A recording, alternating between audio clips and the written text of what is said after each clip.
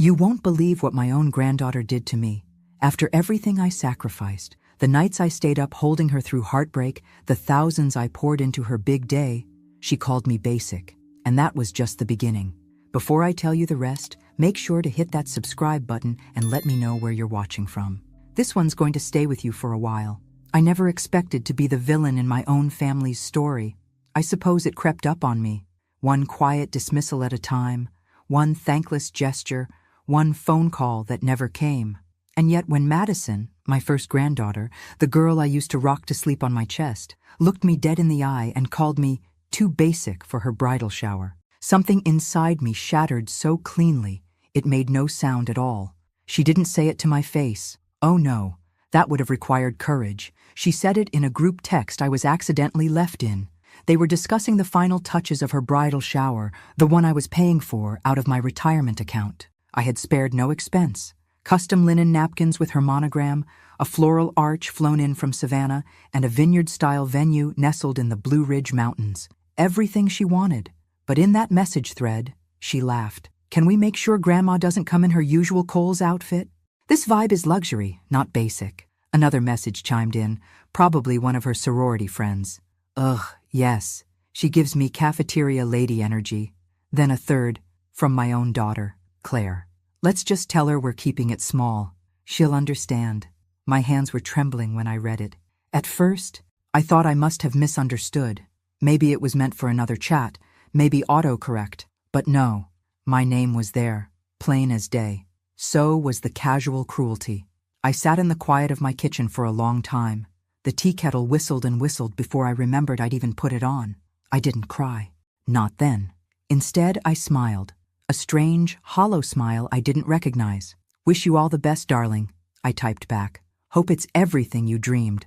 And then I called the venue. Hi, this is Eleanor McCarthy, I said, steady and sweet as pie. I'd like to cancel the reservation for June 14th.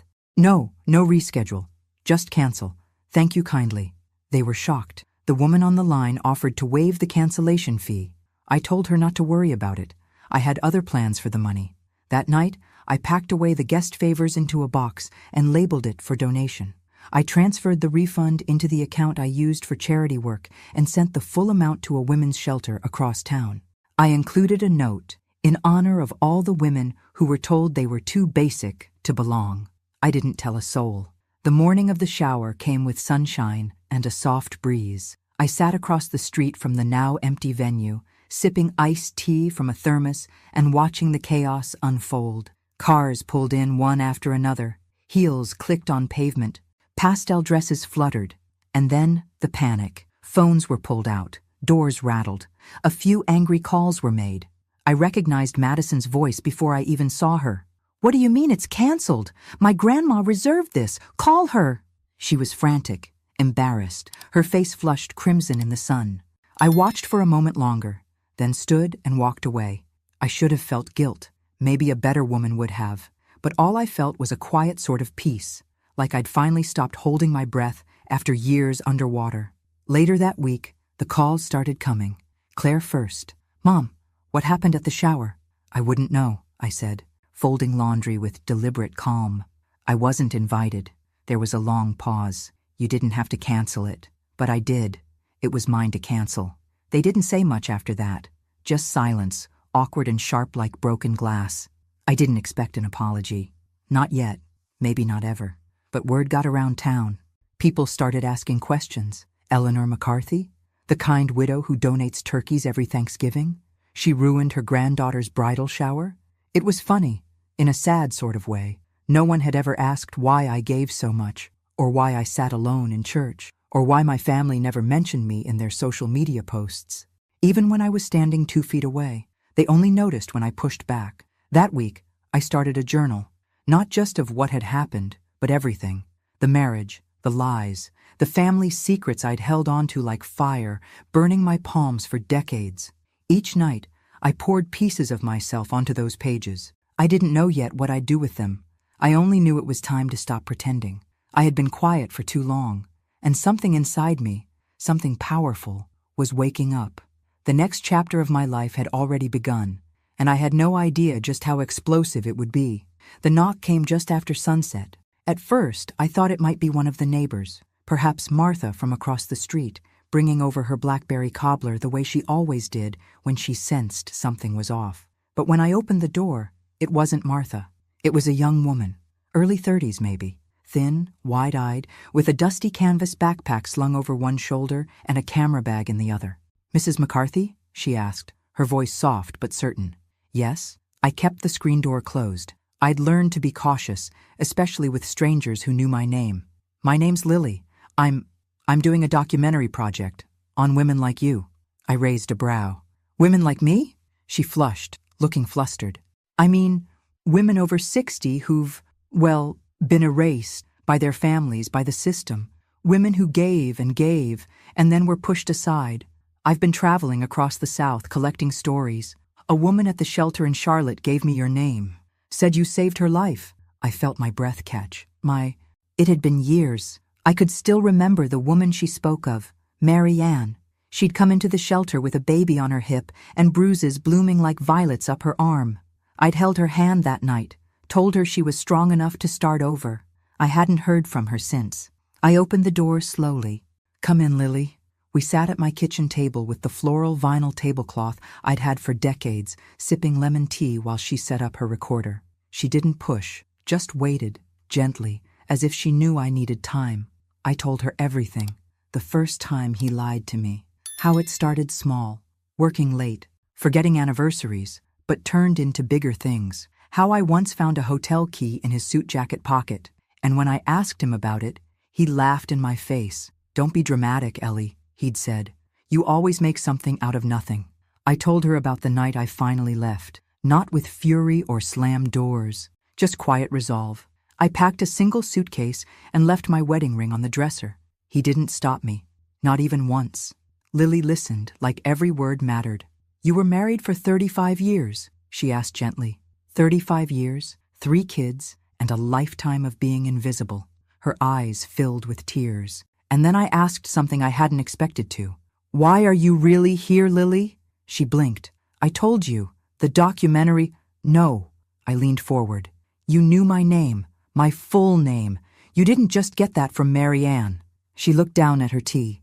Her fingers trembled. I'm her daughter," she whispered. "Mary Ann's.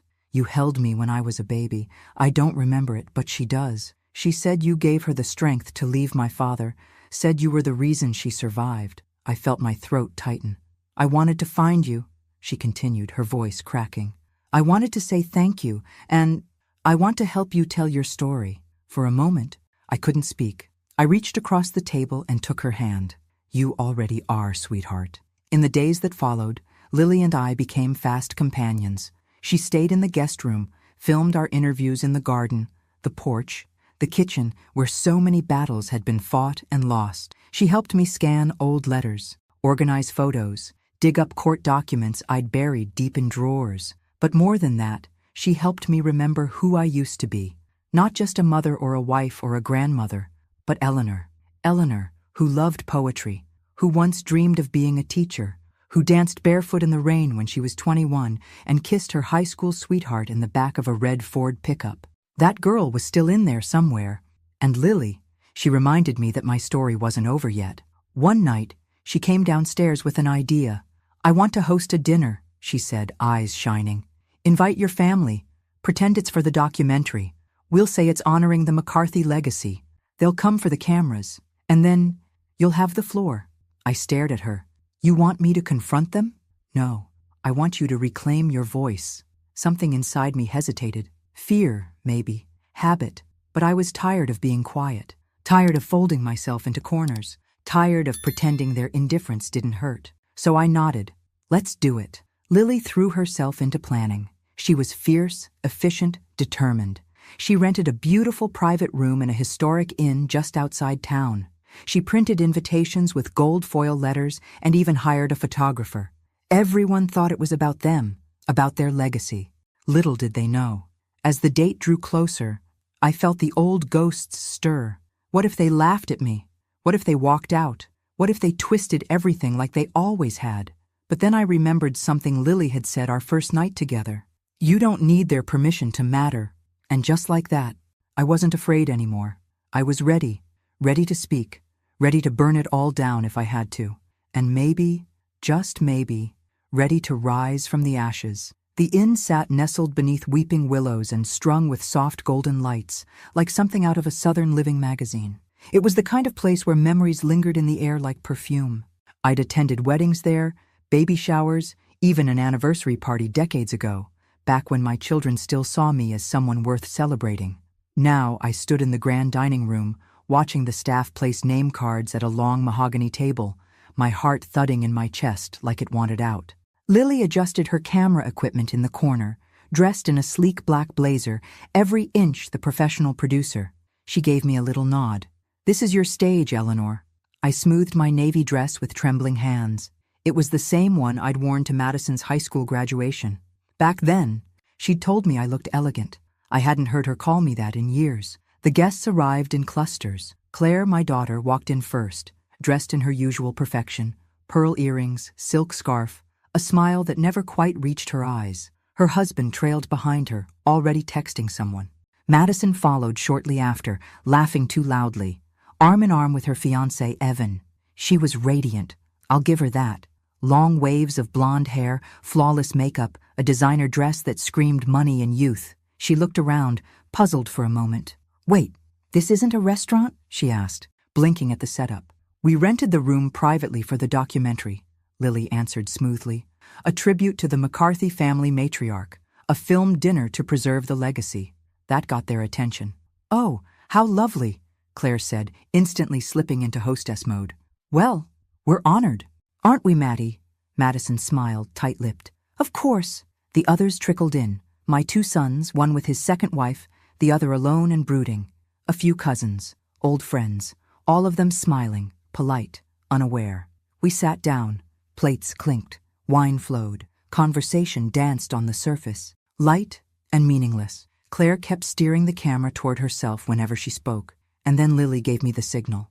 I stood. "I want to thank you all for coming tonight," I began, my voice softer than I wanted it to be. "This means a great deal to me." They all turned, surprised. "For years," I continued, "I've played a part in this family that I never auditioned for. I was the quiet one, the provider, the one who stayed behind and made sure there were casseroles in the freezer and Christmas cards mailed on time." I took a deep breath. "But I was also the one forgotten, silenced, discarded. And lately, I've begun to wonder, if a woman gives everything she has to the people she loves and they no longer remember who she is, did she ever really exist to them at all?" There was a stillness at the table. Even the forks stopped moving. Claire chuckled nervously. "Mom, what are you talking about?" "I'm talking about the bridal shower." Madison stiffened. "I paid for everything," I said, turning to her. "The flowers, the food, the venue. I wanted it to be perfect for you. And in return, I was called basic, embarrassing, someone to be excluded." "Grandma, that was a private message," Madison said quickly, her cheeks red. "But it wasn't private to me. I read every word, and I canceled the shower. Not out of spite, out of clarity. For the first time, I saw how invisible I'd become. Silence. One of my sons cleared his throat. "I'm sure she didn't mean it, Mom." "Didn't mean it?" I said, now stronger, the fire rising. "What about the years your father cheated on me, and I kept the family together? What about the holidays you left me alone because your new wives didn't like my casseroles? What about the time I had surgery and no one called to check on me for 5 days? The room was suffocating. "I stayed silent all these years to protect your image of a perfect family, but I'm not protecting you anymore." I turned to Lily, who lifted a manila envelope from her bag. "In here," I said, "are copies of every letter I wrote to your father during our divorce. The ones where I begged him not to turn you against me. The ones where I warned him what it would do to our children. And here," I reached into my handbag and pulled out another folder, "are photos of bruises, of empty bank accounts, of things I survived while smiling through birthday parties and graduations." Madison was crying now. Claire looked like she might faint. "I didn't invite you here to destroy you," I said gently. "I invited you to free myself." I sat down. My hands were shaking, but I felt lighter, like I'd just set down a burden I'd been carrying for 40 years. No one said a word, until Lily turned off the camera. Then Madison stood. Her voice was soft. "I didn't know, Grandma. I swear, I didn't know. I know you didn't, I said. But now you do. The dinner ended early. No toasts, no more small talk. They left in waves, quiet, subdued. A few kissed my cheek. Most didn't. Lily helped me clean up. Her eyes were glassy. You were incredible, she whispered.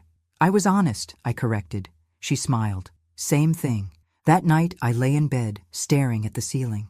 I'd told the truth. I'd broken the silence. But I could feel something else coming. Something buried even deeper. And I wasn't done yet. Not by a long shot. I woke up the next morning to a ringing phone and the dull ache of a storm behind my eyes. It was Claire.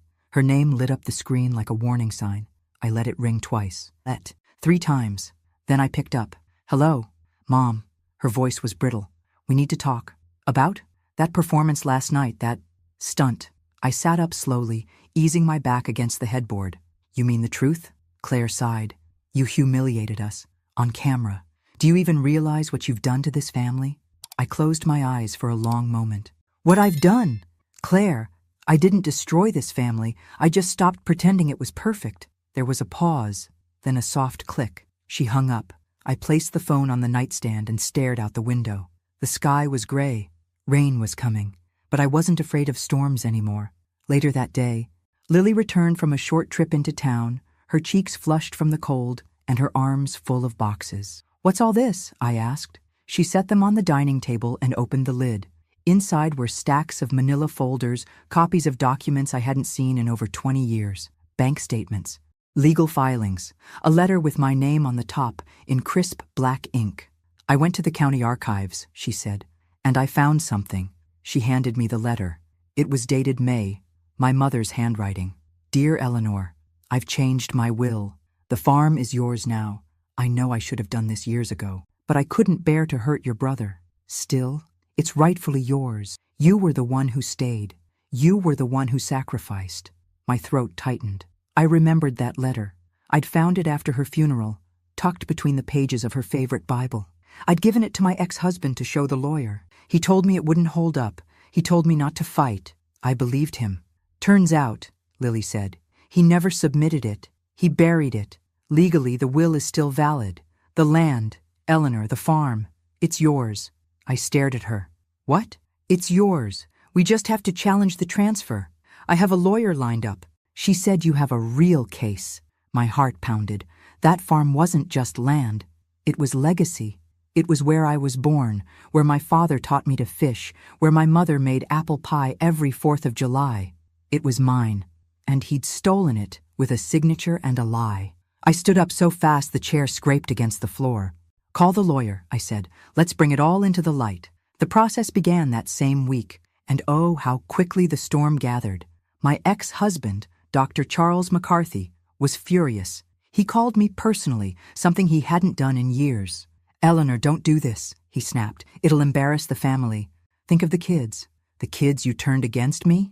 His silence was answer enough. You stole from me, I said. You made me feel small for decades, and now I'm taking it back. You don't know what you're starting. I smiled.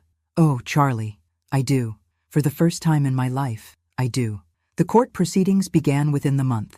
Lily and I pored through old files, dug up every piece of evidence we could find. She even found a voicemail from years ago where Charles admitted the will had been misplaced. The courtroom was cold, formal. Claire was there, arms folded tight across her chest. Madison didn't come. Charles, seated at his attorney's table, looked older, thinner. Not the charming doctor everyone once adored, just a bitter man with too much pride and not enough shame. My lawyer, bless her heart, was fierce. She laid out everything, the will, the timeline, the silence that followed. Then she handed the judge the letter from my mother, the one Lily had recovered. The judge read it, his brow furrowed. Then he looked at me.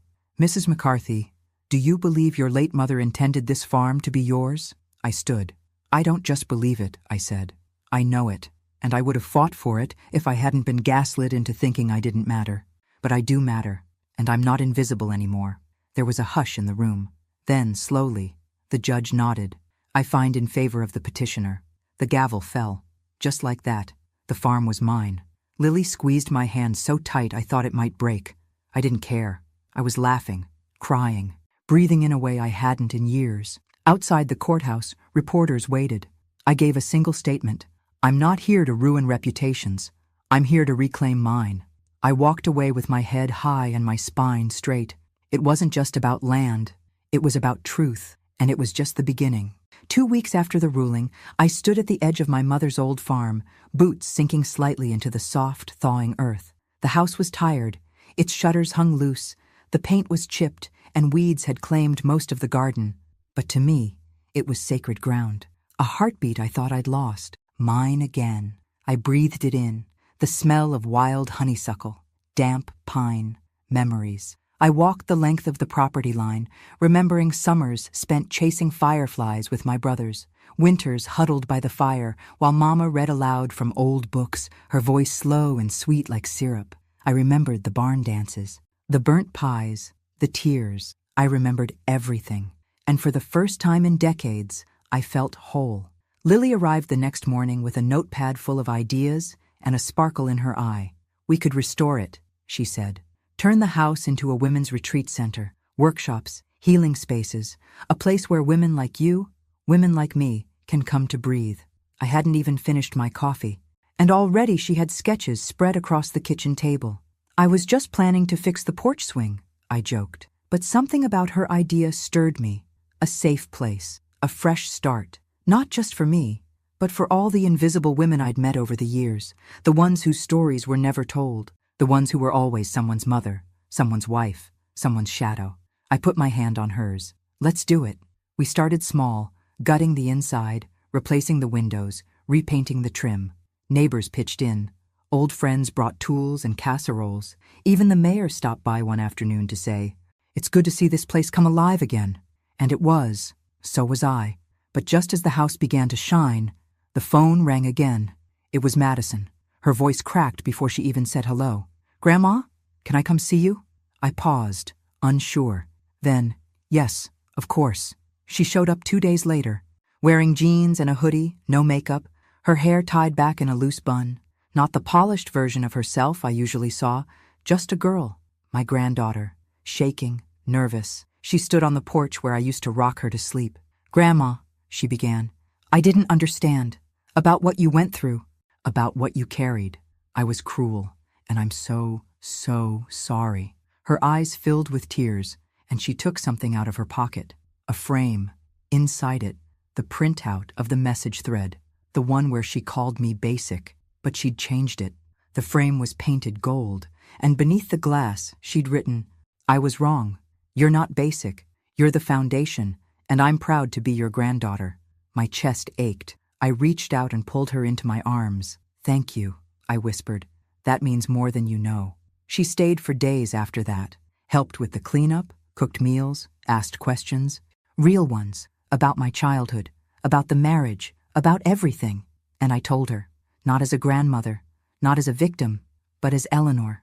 One evening, as the sun dipped low over the fields, she stood with me by the old oak tree where Mama used to tie ribbons each spring. Madison looked at me, serious. "I've been thinking, maybe I don't want the big wedding, the glitz, the show." "Oh?" I asked, smiling gently. She nodded. "Maybe I just want this, family, truth, a chance to do it right." I said nothing, just took her hand in mine. That night, I found myself dancing alone in the living room. Jazz played from the old radio. My favorite song came on, At Last, by Etta James. I swayed slowly, arms outstretched, tears falling freely, because at last, I was seen. At last, I was whole. At last, I was me. And somewhere in the flicker of candlelight and the soft hum of music, I knew this was just the beginning, and the best was still to come. The morning of the wedding came with the scent of fresh-cut grass and magnolia blossoms, but there was no church, no cathedral, no string quartet playing in some stuffy hall. Instead, the farm was blooming. We'd transformed the space behind the old barn into a garden chapel, draped with linen and wildflowers, where sunlight streamed through trees like God himself had blessed the soil. The oak tree, Mama's ribbon tree, stood tall and proud, wrapped now in white silk and memories. Madison had asked to hold her wedding here, simple, intimate, true. There would be no diamond-studded centerpieces, No rented swans, no influencers pretending to care. Just family, real family, and redemption blooming in the most unlikely soil. Guests began arriving around noon. Neighbors, friends, folks from town who hadn't seen the farm like this since the summer of... There was laughter, hugs, music. I stood at the edge of the porch, watching them settle into white chairs on the lawn. Lily stood beside me, camera in hand, wearing the proudest smile I'd ever seen. "You ready for this?" she asked. I nodded. I've never been more ready.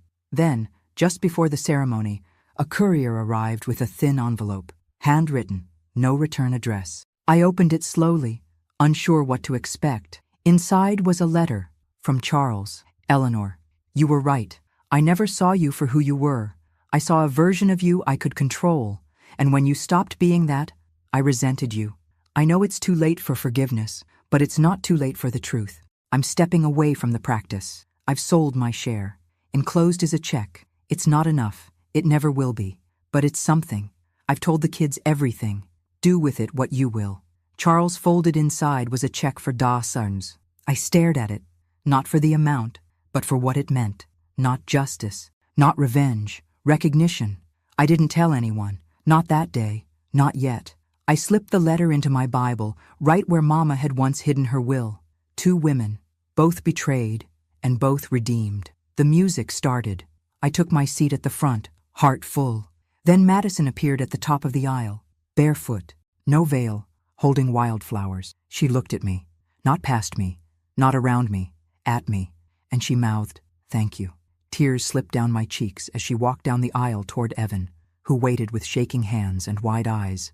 They exchanged vows they wrote themselves, words about trust, forgiveness, humility. Madison spoke about generational healing, how the wounds we inherit don't have to define us, but they do demand our attention. She spoke my name.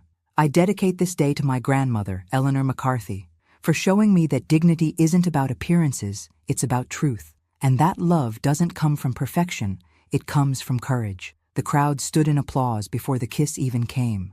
After the ceremony, Lily handed me a small envelope. "What's this?" I asked. "It's from the State Film Commission," she said. "They want to fund the full documentary. They loved the footage. They want to call it Basic No More, the story of Eleanor McCarthy." I laughed through my tears. I couldn't have written a better ending.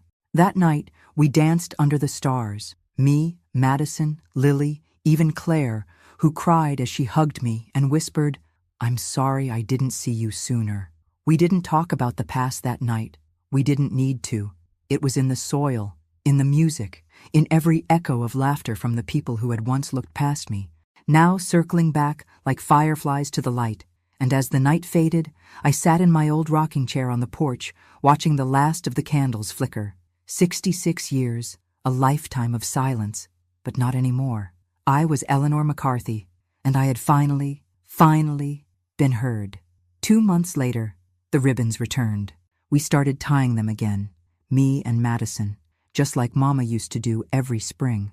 But this time, each ribbon carried a name, a woman we'd helped, a life touched. There was Angela, who came from 3 towns over, fleeing a husband who'd made her feel worthless. There was Margot, 72, who'd never learned to drive because her late husband said she wasn't smart enough. There was Jenny, just 24, whose mother had cast her out for speaking her truth. They came to the farm with nothing but stories and left with something more, dignity. We called it the Ribbon House, a place for women to write new chapters, no matter their age, their wounds, or the silence they'd endured. Lily handled the outreach. Madison helped with grant applications. And me? I welcomed each woman at the gate, every time, with the same words, "You belong here." One afternoon, while Madison planted lavender near the porch, she turned to me and asked, "Do you ever wish things had gone differently?" I looked out over the fields, golden in the late light. "I used to," I said.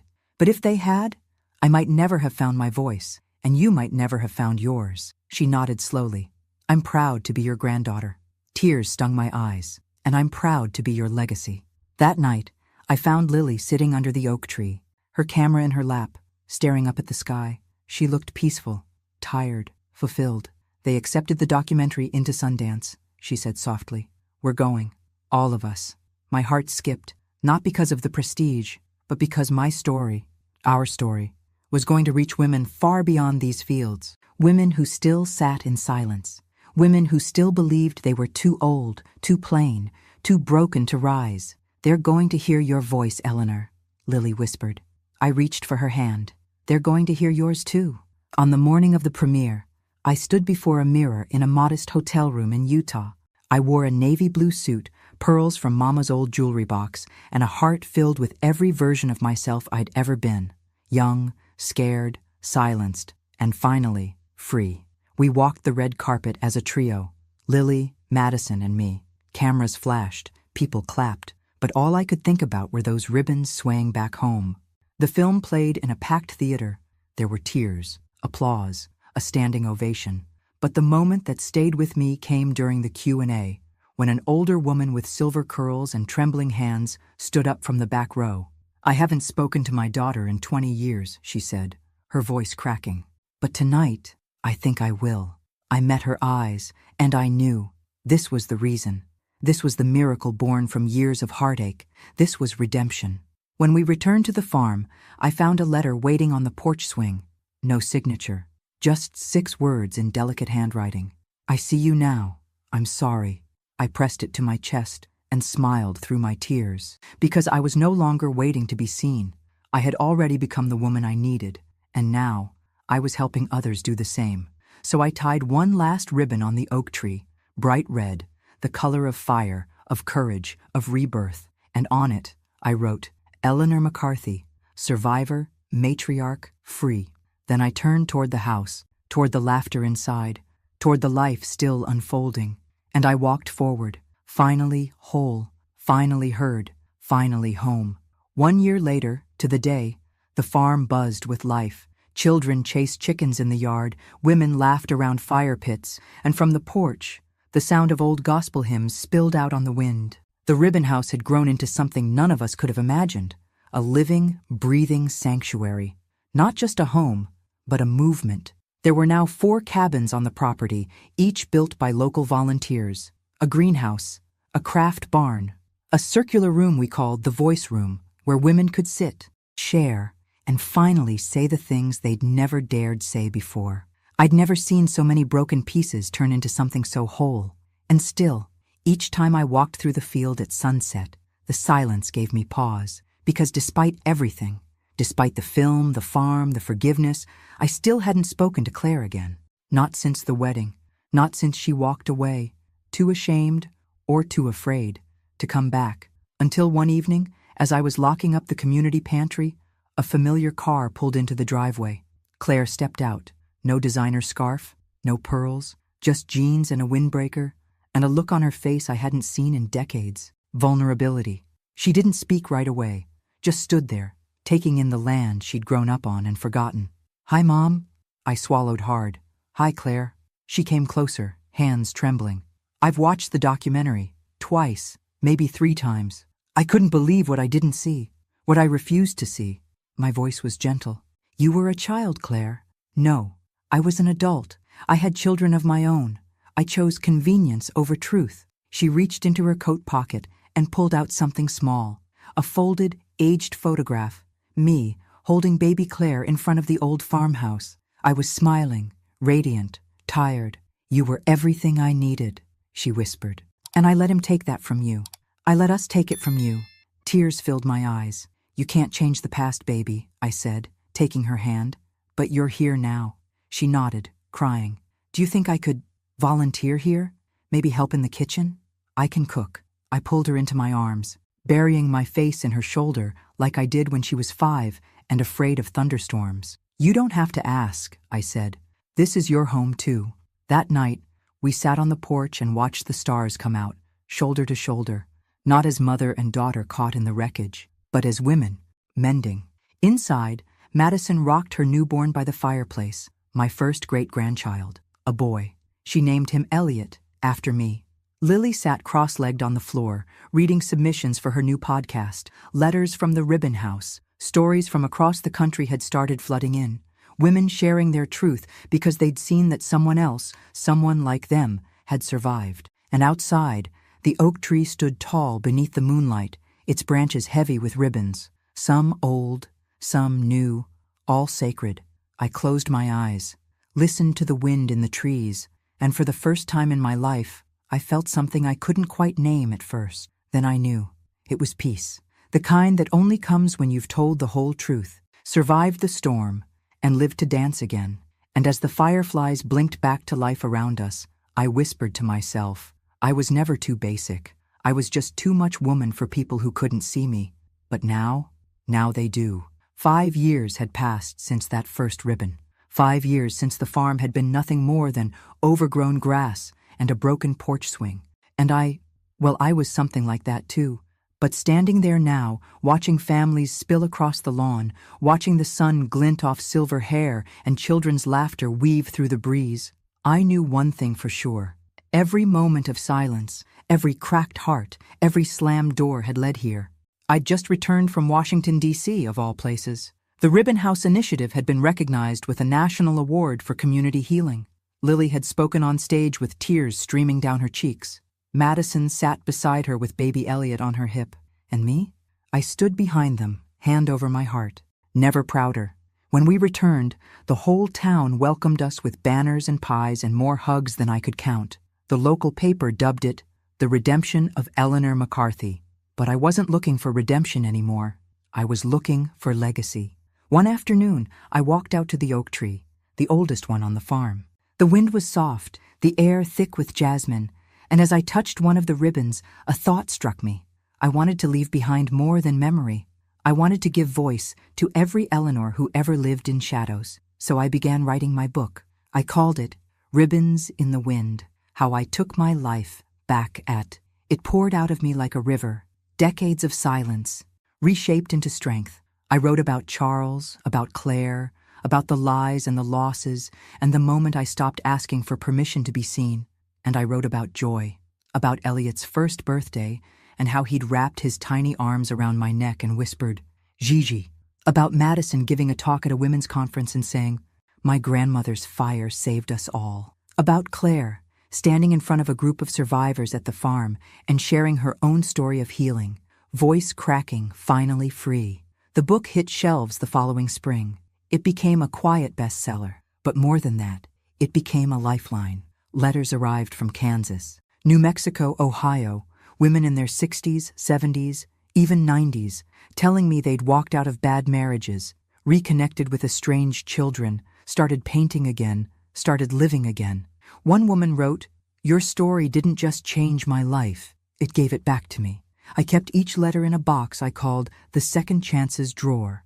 Then, one morning in late autumn, as golden leaves danced around the porch, I got a knock on the door. It was Charles, older, stooped, holding a bouquet of white lilies. I know I don't deserve a minute of your time, he said, his voice trembling. But I wanted to tell you in person, I was wrong. About everything. I looked into his eyes and saw the man I once loved, and the man who had failed me. Both. I forgave you a long time ago, I said softly, but I'll never forget what you taught me. He nodded, eyes misty. And what was that? That I never needed anyone's permission to matter. He placed the flowers in my hands. Goodbye, Eleanor. Goodbye, Charles. I watched him walk away, not with bitterness, but with closure. And that night, beneath the stars, I sat beside Lily and Madison and little Elliot as we tied one final ribbon to the tree, bright white, the color of truth. It read, she rose in silence, and the world finally listened. I smiled at them. At this family we'd built from brokenness and light, and I knew, not every story ends in tragedy. Some end in triumph. Mine did. And I wasn't just heard, I was honored. At D they told me I was too basic. At I was legendary. The day I turned 72, the sky opened up with the kind of slow, golden rain that feels more like a blessing than weather. There was a party, of course, Madison insisted. Tables lined the front lawn of the Ribbon House, each covered in white lace and vases of wildflowers. Women from all over the country flew in. Guests hugged, laughed, shared stories of healing and courage like sacred rituals. But this year, something was different. I didn't feel like a guest of honor. I felt whole. The speech was simple. I stood before them, holding Elliot's hand. He was 6 now, bold and wild and sweet. I spent most of my life thinking my story was too quiet, I told them. Too simple, too basic, laughter rippled. But what I know now is that the world is built on women like us, women who survive, who rebuild, who hold up generations and never ask for applause. Applause came anyway. After the cake had been cut and the sun began to dip behind the fields, I slipped away to the oak tree, barefoot and smiling. There was one ribbon left to tie, red velvet, soft but strong. On it in silver ink I wrote, "For every woman who thought it was too late." As I knotted it around the branch, I looked up at the ribbons dancing above me, hundreds now, a forest of stories. Then I sat on the old bench beneath the tree, the same one where I used to cry. Only this time, I closed my eyes and gave thanks for the betrayal, for the silence, for the fire, because it all led me here. And here, I was not just alive, I was eternal. Eleanor McCarthy's name was no longer a footnote. It was a force. It was a lighthouse. It was a legacy. And as the wind sang through the branches, I leaned back, laughed softly, and whispered to the sky. I was never too basic. I was a storm in a teacup, and they just weren't ready. Now they are, and they'll never forget me. It was early morning when the letter arrived. Thick cream paper, no return address, just my name, written in elegant script that trembled slightly with age. I opened it slowly, the way you open something you know is about to shift the ground beneath you. Inside was a single line. "My name is Margaret. I'm your sister." I froze. No sound in the kitchen, no breeze. Even the ticking clock seemed to pause. Margaret, a name I hadn't heard since I was a child. A ghost, really. One whispered in hushed tones, buried in family silence. My mother once wept in the garden and said, "There are some things too heavy to speak of, Ellie." I never pushed. I never knew. Until now. I read the letter again. They told me you died at birth. I believed it for decades. Then I saw your name in a magazine, read about the ribbon house. I knew. You look like Mama. You sound like me. Eleanor, I'm your twin. My knees buckled, and I sat hard at the kitchen table, heart pounding like 1,000 old doors flying open all at once. I spent the day in a daze. I pulled out family photos, scrutinized every face, every whisper of resemblance. How could this be true? How had this been hidden? Then I remembered something my father said once, during one of his rare tender moments. You were never meant to be alone. That night, I called the number she left. It rang twice. Then a voice answered, shaky, breathless. "Ellie?" And just like that, everything realigned. She was real. She was mine. We talked for hours. Our childhoods, our mother's pain, the way fate had kept us apart, and then brought us full circle. She'd lived in Oregon her whole life, never married, no children. A quiet life, always feeling like a part of her had been missing. I invited her to the farm. When she arrived, the moment was nothing short of divine. Two women, weathered and wise, staring into a mirror neither knew existed. We hugged for a long time. No words, just tears, just time healing what time once stole. Margaret now lives in the guest house by the garden. We spend our mornings in rocking chairs, trading stories we didn't know we shared. She ties ribbons, too, one for every year we lost. And the last ribbon, gold, shimmering, defiant, reads, "Even time can't stop the truth." I never thought I'd find new family at 72. I never thought my life would open even wider. But here we are, still becoming, still rising, still proving that the best stories are the ones that refuse to end when the world tells you they should. And mine has only just begun again. Thanks for listening. Don't forget to subscribe and feel free to share your story in the comments. Your voice matters.